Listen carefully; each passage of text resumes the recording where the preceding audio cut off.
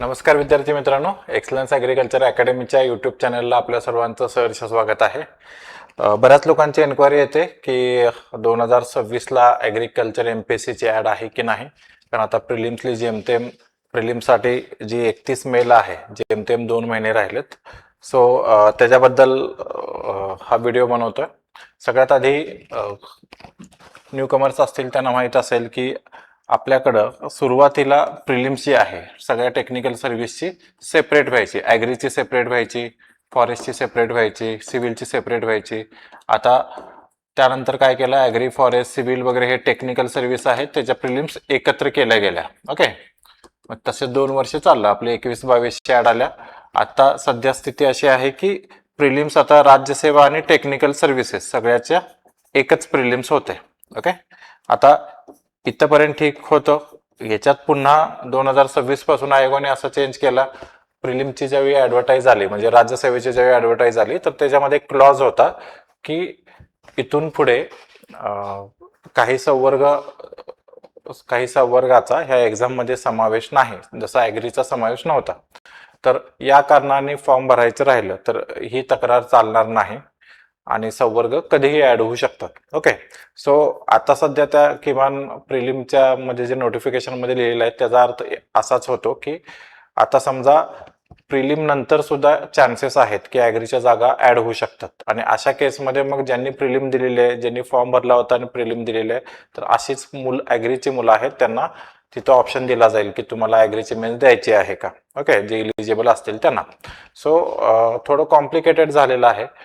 मुळात टेक्निकलचे आणि राज्यसेवेचे प्रिलिम्स एकत्र असायला नको पाहिजे होते. तुम्ही इव्हन सिव्हिलमध्ये पण बघत असाल तर ज्यांचा सिव्हिल सब्जेक्ट स्ट्रॉंग आहे तर त्यांची प्री निघत नाही आहे. ओके, आणि ज्यांची प्री निघते सिव्हिल मधल्या मुलांची जे राज्यसेवा करत होते, तर त्यांचा सिव्हिल इंजिनिअरिंग जो सब्जेक्ट आहे तो तितकासा स्ट्रॉंग नाही.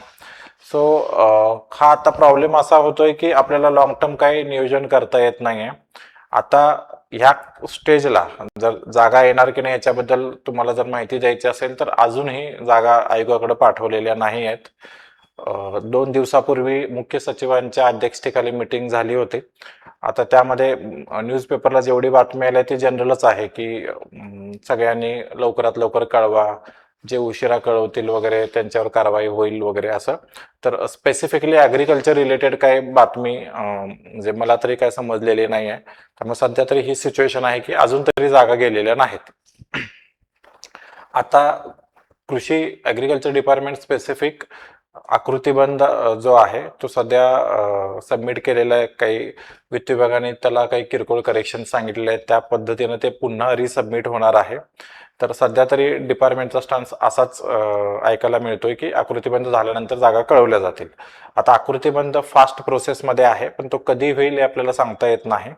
आणि मगाशी जो रूल सांगितला की प्रिलिम्समध्ये तसं मेन्शन असल्यामुळं आता असं नाही आहे की प्रिलिमच्या आधीच जाहिरात यावी लागेल. ओके, सो ह्या सगळ्याचा सारांश एवढाच आहे की तुम्हाला जर ॲग्री MPSC समजा 26ला येईल किंवा 27ला येईल, ज्यावेळी यायचं आहे, ज्यावेळी असेल त्यावेळी तुम्हाला ती द्यायचीच आहे अशी स्टेज असेल तर सध्या तुम्ही प्रिलिम्स करत राहणं, जी 31 मेला प्रिलिम्स आहे तर त्याचा अभ्यास करत राहणं एवढंच आपल्या हातात आहे. आता आपण सांगू शकत नाही की 26ला अंतर्भाव होईल की नाही.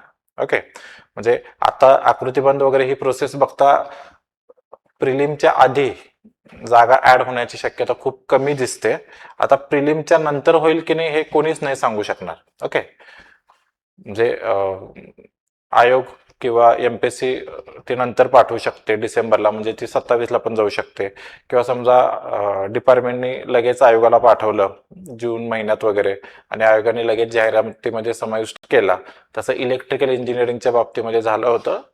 प्रिलिम झाल्यानंतर त्यांच्या जागा ऍड झाल्या होत्या. ओके, सो अशी पण एक पॉसिबिलिटी आहे. त्यामुळे आज आपण काही सांगू शकत नाही. आज आपल्या हातात काय आहे तर प्रिलिम आहे 31 मेला, आपण फॉर्म भरलेला आहे, तर आपण त्याचा अभ्यास करायचा.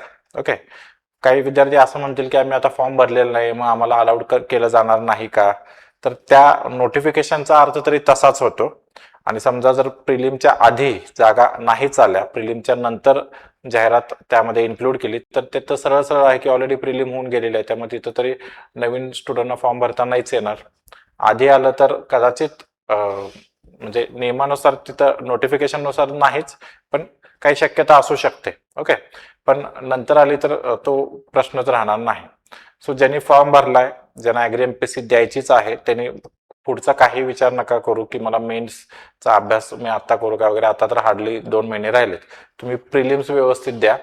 आता पुन्हा 450 जागा वगैरे आपण बघतोय आरटीआय ला वगैरे, तर त्यातल्या ज्या पंचायत समिती कृषी अधिकारी या जागा आहेत, ओके, तर त्या येतील की नाही, म्हणजे त्या जागांचा समावेश याच्यात होईल की नाही, ते थोडं शासंक्य वाटतंय. कारण त्याच्याबद्दलच्या सगळ्या प्रोसिजर आहेत ते अजून डिपार्टमेंट स्तरावरती होत आहेत.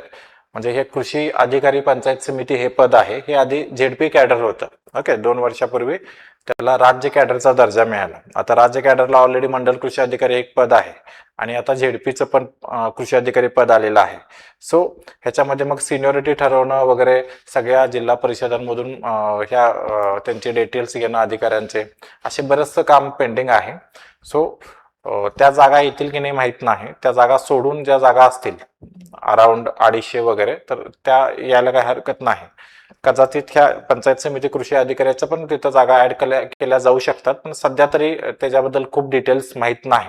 ओके, सो म्हणायचं हे आहे की समजा इव्हन 250 जागा जरी आल्या तरी मागचा कट ऑफचा अंदाज तुम्हाला आहे, तर त्या पद्धतीने तुम्ही अभ्यास केला पाहिजे.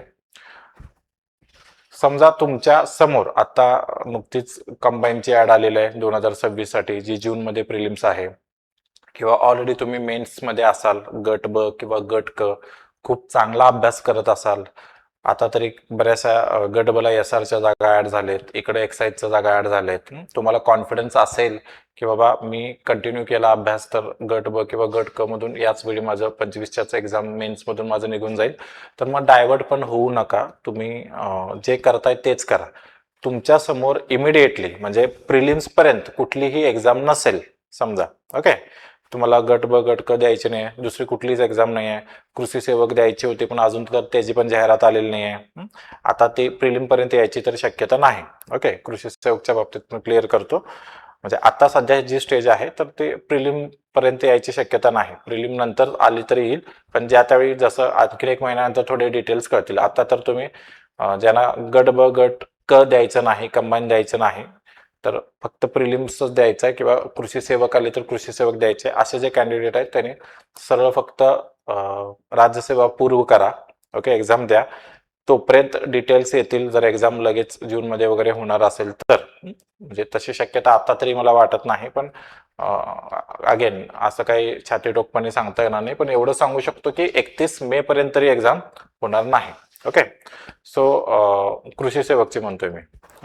तर म्हणजे कृषी सेवकच आली तर देणार होते विद्यापीठ भरती वगैरे, बाकी दुसरी कुठलीच एक्झाम नाही. त्यांनी सरळ पूर्व परीक्षेवरती फोकस करा. जे विद्यार्थी कंबाईन करतायत, ओके, अभ्यास पण चांगला आहे, तर त्यांनी पण पूर्व परीक्षेला जा. अभ्यास नाही झाला तरीही जा, पेपर द्या. आपल्याला माहित नाही किती जागा येतील. समजा 450 जागा आल्या तर कट ऑफ असाही खूप खाली येणार आहे ना. तुम्ही मागच्या वर्षीच्या अभ्यासावर किंवा आता कंबाईनच्या वर थोडंफार काहीतरी तुम्ही टिकमार्क कराल तर माहित नाही किती खाली येईल. सो तुम्ही बसू शकता एक अपॉर्च्युनिटी जर आल्या ऍड तर ची गोष्ट आहे. मला फक्त एवढं सांगायचं आहे की तुम्ही एक्झाम द्या, अभ्यास नसेल करायचा तरी. ओके, सो एवढं सांगायचं होतं. आजच्या घडीला पुन्हा एक सारांश सांगतो सगळ्याचा. आजच्या घडीला हे सांगणं खूप अवघड आहे की ऍडव्हर्टाईज येऊ शकते की नाही, त्यामुळे तुम्ही त्याच्यावरती जास्त विचार नका करू. 31 मेच्या आधी कुठली एक्झाम ऑलरेडी तुम्ही फोकस केलेला असेल, 31 मेच्या आधी ती दुसरी एक्झाम असेल जसं कंबाईन आहे, तर 100% तिकडच फोकस करा. फक्त प्रिलिम्स 31 मेची देऊन या.